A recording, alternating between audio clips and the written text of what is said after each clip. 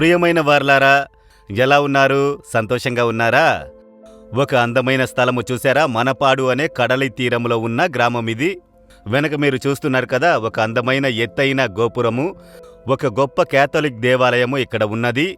మీరు వచ్చారంటే చాలా ఆశ్చర్యకరమైన విషయమేంటో తెలుసా? 4:30 గంటలకు ఆలయములో ఆరాధన.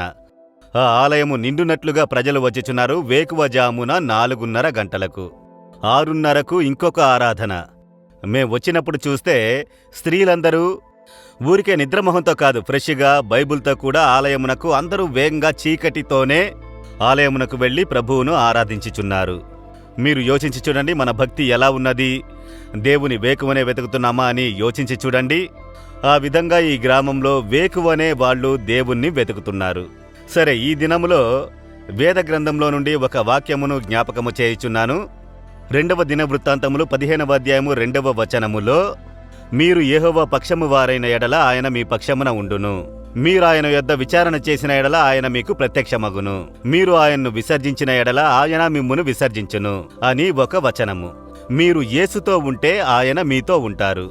మనము యేసుతో ఉండాలి, అప్పుడే ఆయన మనతో ఉండును.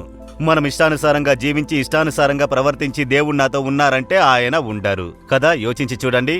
కనుక మొదట మనము దేవునితో ఉండుటకు అర్పించుకొనవలను. యేసయ్యా, మీతో కూడా నేను నడవాలి, మీతో నేను ఉండాలి అంటే మీరు పాపమునకు తొలగి ఒక పరిశుద్ధ జీవితమునకు సమర్పించుకుంటేనే దేవుడు తోడయుండును. కనుక మనము దేవునితో ఉండాలంటే ఒక పరిశుద్ధ జీవితమునకు సమర్పించుకోవాలి. లేదు, నా ఇష్టానుసారంగా జీవిస్తాను, ద్వేషిస్తాను, తాగుతాను, నచ్చినట్టుంటాను, అయితే మీరు నాకు తోడుగా ఉండండి. ఎందుకంటే మీరు పాపుల్ని ప్రేమించేవారు కదా. పాపులను ప్రేమించును, పాపులతో ఆయన నివాసము చేయరు. అందువల్ల దేవా, నేనెల్లప్పుడూ మీతో ఉండాలి, మీరు నాతో ఉండాలి, నేను మిమ్మల్ని ఎడబాయనని సమర్పించుకుంటే ఆయన మిమ్మల్ని ఎడబాయకుండా తోడుగా ఉండును. సరేనా?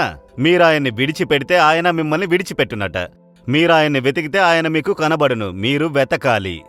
వేకువనే నన్ను వెదుకువారు నన్ను వెదికి కనుగొందురు. వేకువనే ప్రభువును వెతకండి. మీ ముఖమును వెతుకుతున్నాను, నాతో మాట్లాడండి, నాకు తోడయుండి నడిపించండి అని వెతికి చూడండి. చక్కగా మాట్లాడును, చక్కగా నడిపించును. యేసయ్యా, నేనెల్లప్పుడూ మీతోనే ఉండాలి, మీరు నాతోనే ఉండాలి. దానికి ఆటంకంగా ఉన్న ఏ పాపము నాకు వద్దు. నేను పాపమునకు తొలగి మీతో ఉండుటకు అర్పించుకొనుచున్నాను. నన్ను విడిచి మీరు తొలగిపోకూడదు. మిమ్మల్ని నేను చూడాలి, నాతో మాట్లాడండి. నేను పూర్ణ హృదయముతో మిమ్మల్ని వెతుకుతున్నాను. యేసుక్రీస్తు నామములో ప్రార్థించుచున్నాను తండ్రి. Amen, amen.